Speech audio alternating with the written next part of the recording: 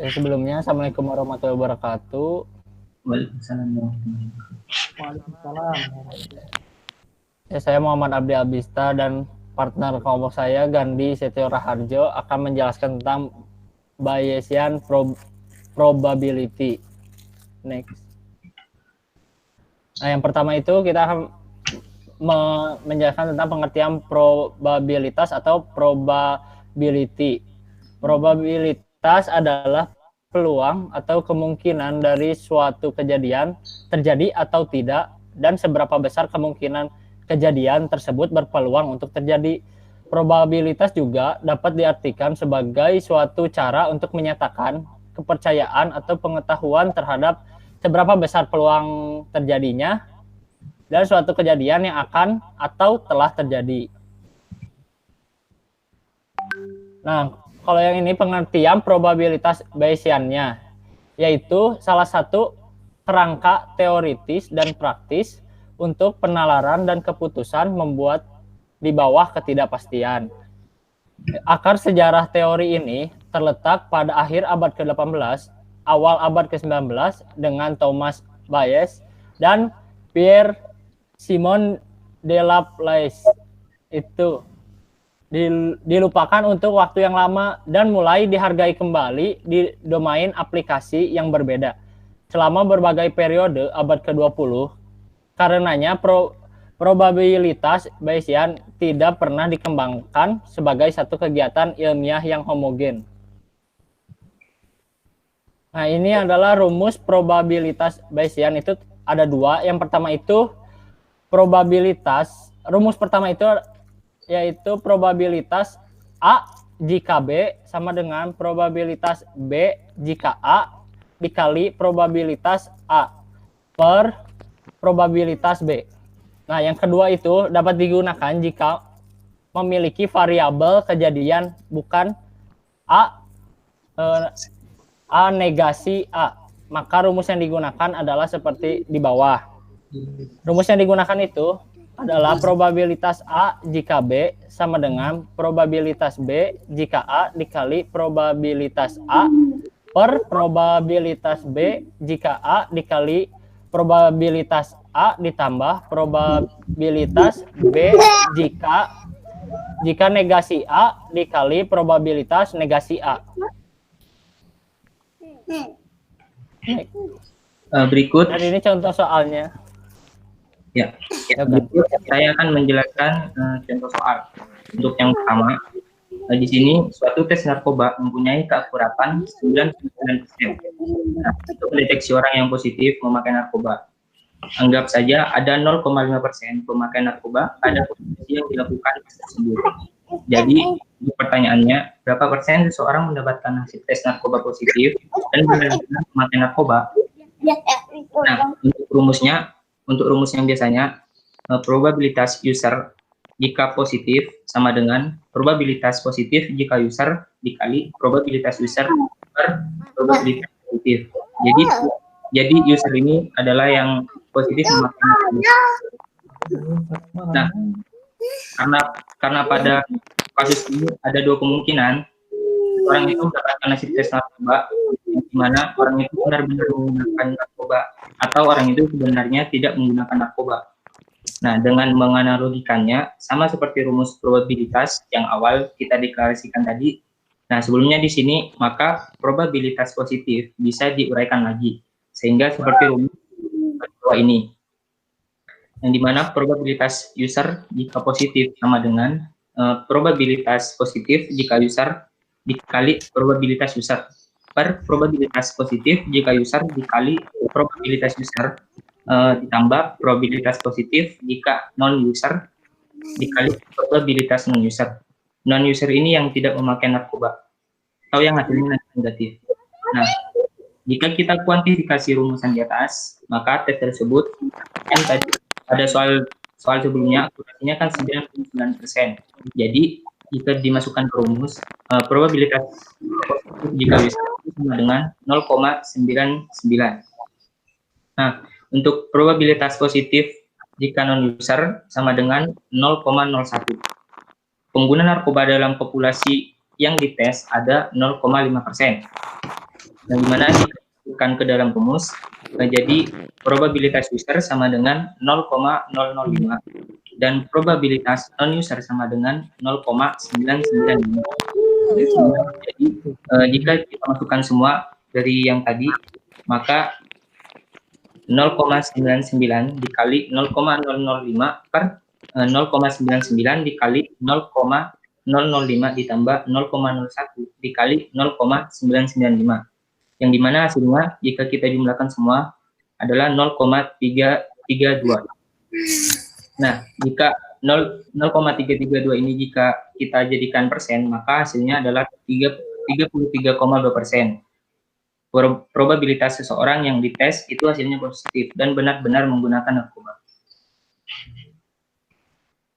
Hal berikutnya, di sini membahas mengenai perkiraan hujan. Nah, besok Mary akan mengadakan resepsi di luar gedung. Sayangnya, perkiraan cuaca bilang besok hujan. Sebenarnya di tahun-tahun belakangan ini, hujan itu hanya turun 5 hari per tahun. Selama ini, jika benar-benar hujan, perakiraan cuaca itu memprediksi dengan benar sebesar 90%.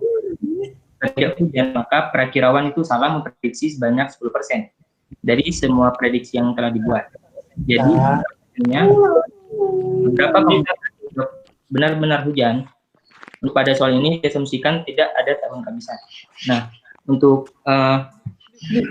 sendiri di sini probabilitas hujan jika prediksi hujan itu sama dengan probabilitas prediksi hujan jika hujan dikali probabilitas hujan per probabilitas prediksi hujan jika hujan dikali probabilitas hujan ditambah probabilitas prediksi hujan jika negasi hujan dikali probabilitas negasi hujan. Nah, jika kita masukkan ke dalam rumusnya, maka 90/100 dikali 5 per 365 per 90/100 dikali 5 per 365 ditambah 10/100 dan dikali 360 per 365. Nah, jika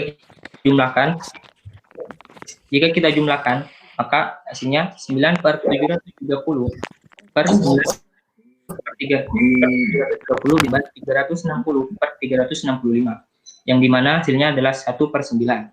Nah, 1/9 ini kita ubah ke persen, maka hasilnya adalah 11,1%, yang kemungkinan besok itu akan hujan. Untuk soal berikutnya, di sini membahas mengenai penyakit. Pada penyakit yang diderita oleh 0,1% populasi penduduk, terdapat sebuah alat uji dengan akurasi 95% mendeteksi penderita penyakit tersebut. Nah, namun alat tersebut memiliki kemungkinan 0,1% false positif, yaitu salah mendeteksi orang yang tidak sakit, tapi dideteksi sakit. Untuk pertanyaannya, jika seseorang dideteksi sakit oleh alat tersebut, sebenarnya berapa persen kemungkinan benar-benar sakit? Nah, di sini untuk sendiri, probabilitas sakit jika positif sama dengan probabilitas positif jika sakit dikali probabilitas sakit per probabilitas positif jika sakit dikali probabilitas sakit ditambah probabilitas positif jika negasi sakit dikali probabilitas negasi sakit. Jika kita masukkan ke dalam rumusnya, maka 0,99 dikali 0,001 per 0,99 dikali 0,001 ditambah 0,005 dikali 0,999. Nah, jika kita jumlahkan semuanya, maka hasilnya adalah 0,16541353338 yang jika kita persenkan akan menjadi 16,54%. Nah, jadi 16,54% ini kemungkinan pulang sakit yang dideteksi oleh